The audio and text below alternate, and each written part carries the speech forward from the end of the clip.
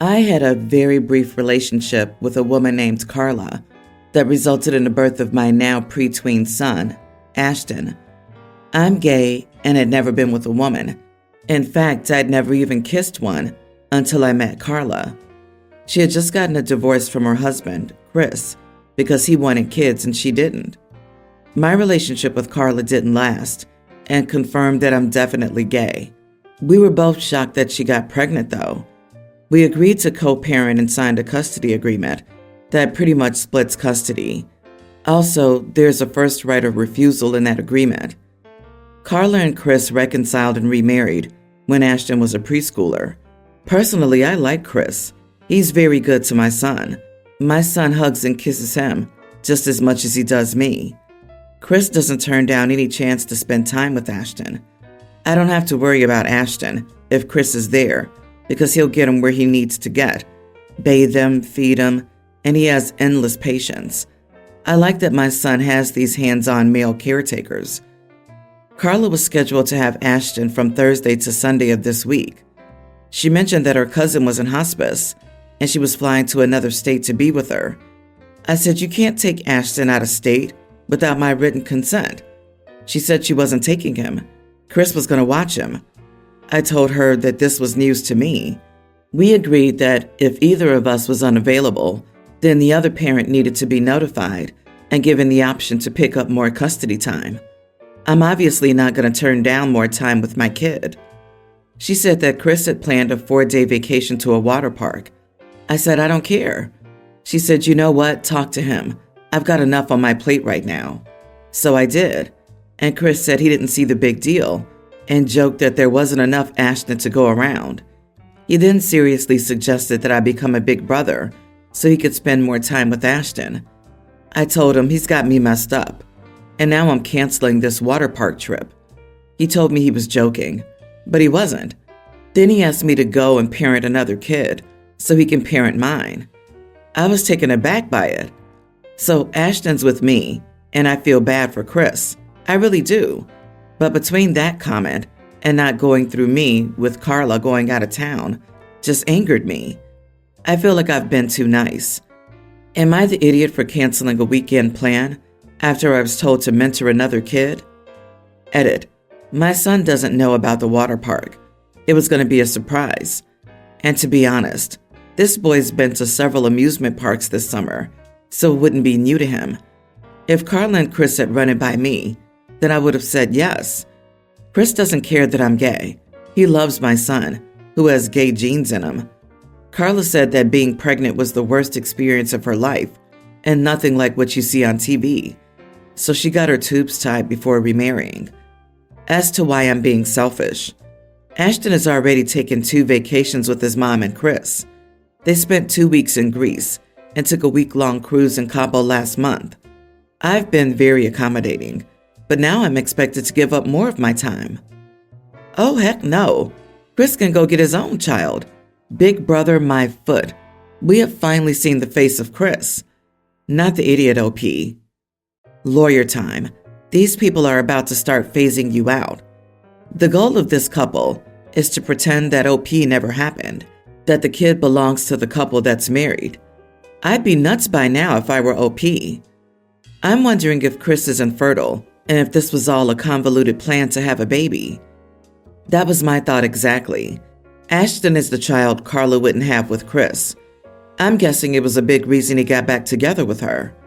That was his mistake. But Ashton is your son, not his. Chris is the one who should mentor fatherless kids to fill his void. When Carla comes back, you need to sit down and review the custody agreement to remind her that you have the right of refusal. Get it clarified now that you are and will be Ashton's father forever. Update. So Chris did reach out to apologize, and I accepted last night. He said he loves Ashton more than anything.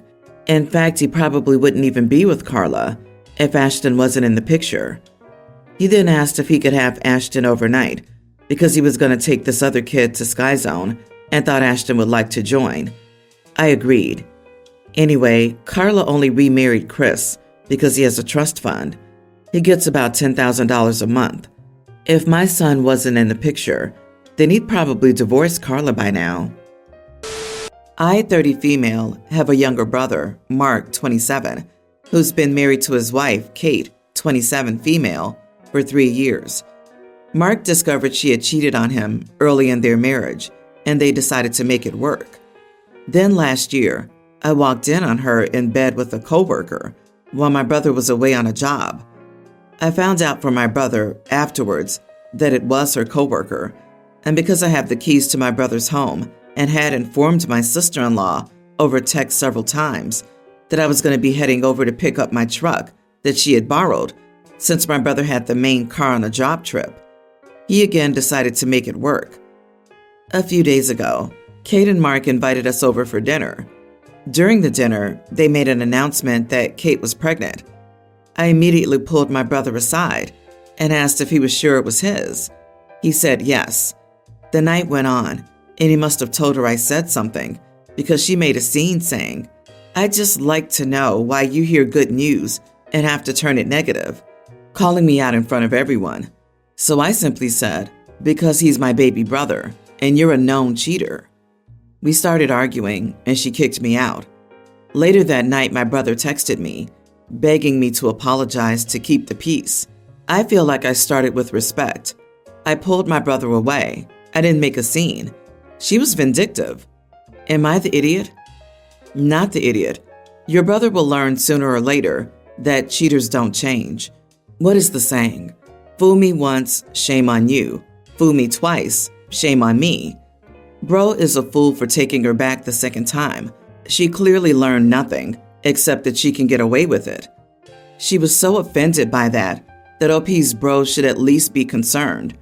If the sister-in-law was confident that the baby was the brother's, she wouldn't have lashed out like that and made herself even more suspicious than she already was, unless she, likes being dumb.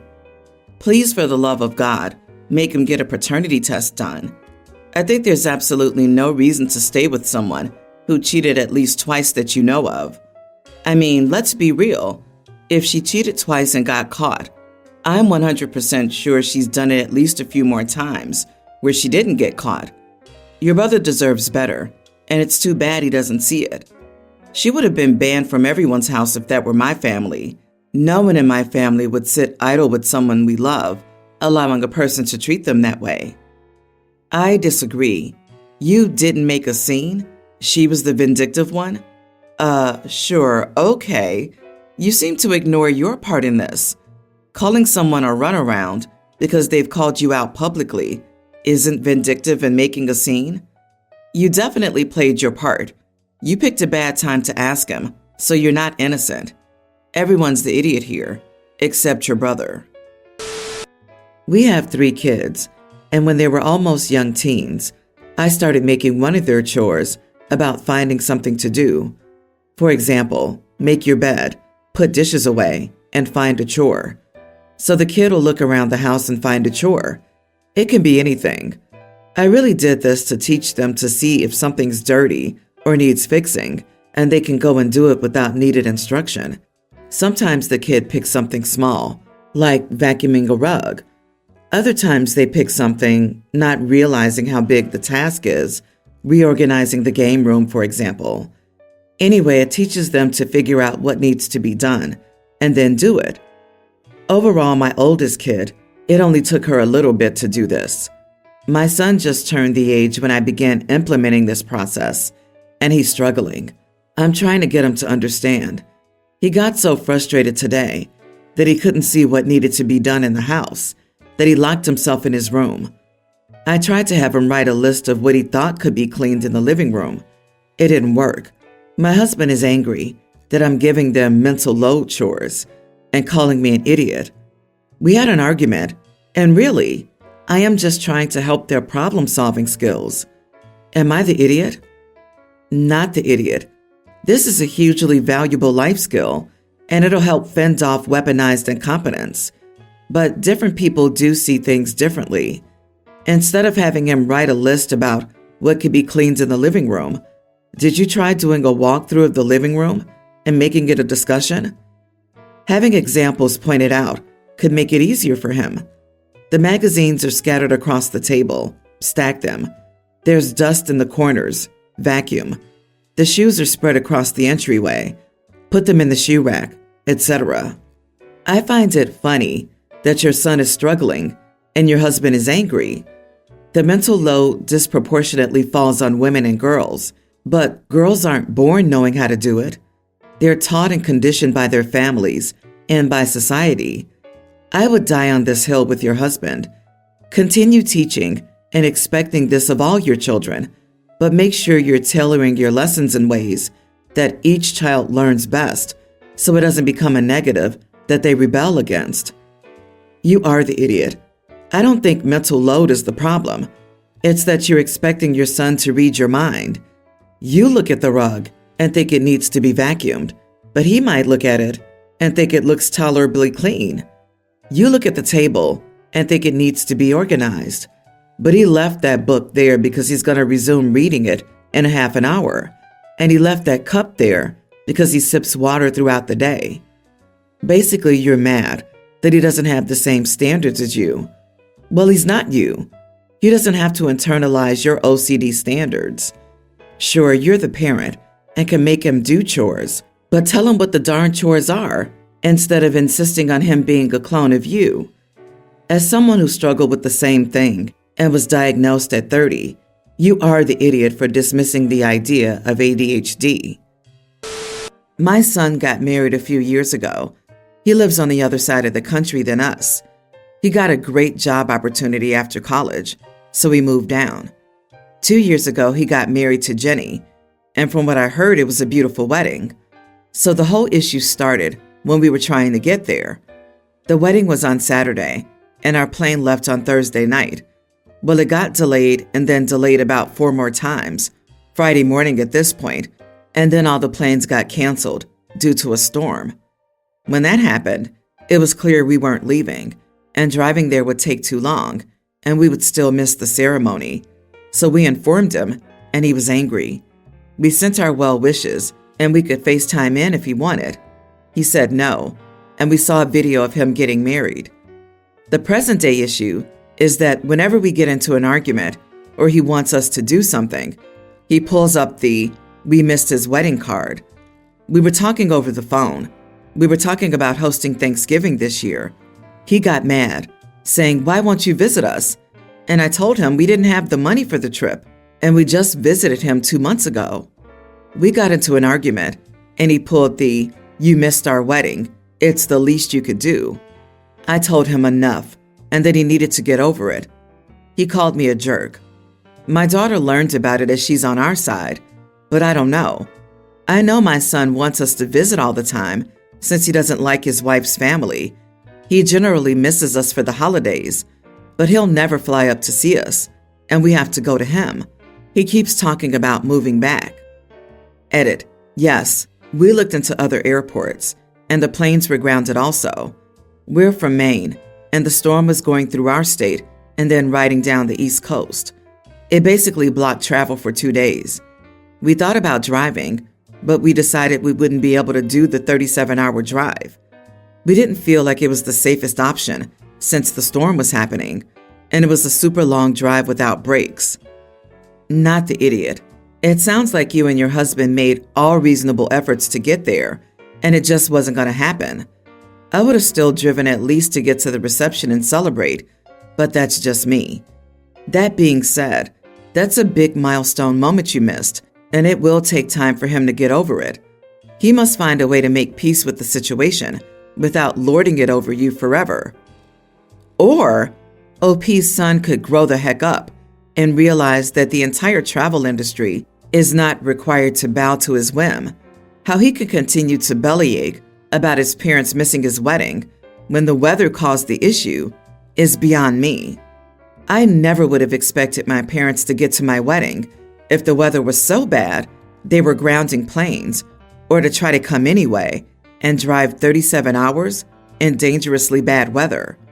I could never forgive myself if something bad had happened to them. Yes, I'd have been disappointed, but to keep bringing it up years later? Why is he so butthurt over this? Is there more to this story? OP, you didn't skip the wedding. Weather prevented your arrival. It's a bit late to do it, but the first time he tried to pull the "you missed my wedding" card, I would have said, yeah, we were pretty angry at you about that, but we try to forgive you for the fact that your choice to move so far away caused the situation that led us to miss it. It sounds like he's made some life choices, moving away, that negatively impacted his happiness, and he's taking his frustration about that out on you. My wife and I have been arguing about this for days, and we're at an impasse. It's gotten to the point where I have to check my cameras at work to ensure she doesn't move her sister in while I'm at work. My wife has a sister, Jill, who has a storybook memory. She regularly recounts events in her life that are heavily exaggerated or straight up never happened. For example, she tells people she has a business degree and gives financial advice when she only has an associate degree and has never worked in financing. She also brags about playing basketball in high school and her team going to state, but losing to this rich school. Spoiler alert, she didn't play basketball in high school and didn't have the coordination to dribble a ball and walk, much less run and shoot it. She also tells tales of being mistreated by her parents, which I doubt based on my personal involvement. For example, we celebrated Christmas with my in-laws, and she posted on her social media about how her mother yelled at her in front of people and told her to eat less to be less fat. I was in the same house with her for a week and never noticed anything like that. The only time I witnessed a confrontation between her and my mother-in-law was when my mother-in-law told her to flush the toilet. She recently made accusations against her employer for being mistreated on her social media instead of going to HR. Someone told on her, and the company did an investigation that included recordings that disproved her story. I don't know the details, but I know she was let go. Now that she's jobless, she can't pay her rent. Jill brings drama wherever she goes with her tales of being mistreated. I work hard, and home is my sanctuary. I don't want her to bring any drama to my sanctuary, which brings us to the present. My wife argues that her sister has nowhere else to go. I pointed out she has several other siblings and parents who refuse to take her in. I understand and love that my wife is a compassionate person, but she can't save the world, and I have to draw the line somewhere. I feel bad that my wife cries over this, but not bad enough to allow the emotional tornado that is her sister to live with us. Am I the idiot? Not the idiot. Your sister-in-law will move in and never leave. It'll be a nightmare for you. There's a reason that no one else will take her in. Actually, it sounds like multiple valid reasons. The sort of person who will make up easily disprovable claims about her employer, then post them online publicly, is not stable and will tell lies about you as soon as you become inconvenient in any way. In fact, we know this is the case because she has a history of doing exactly that. This explains the whole problem in a nutshell.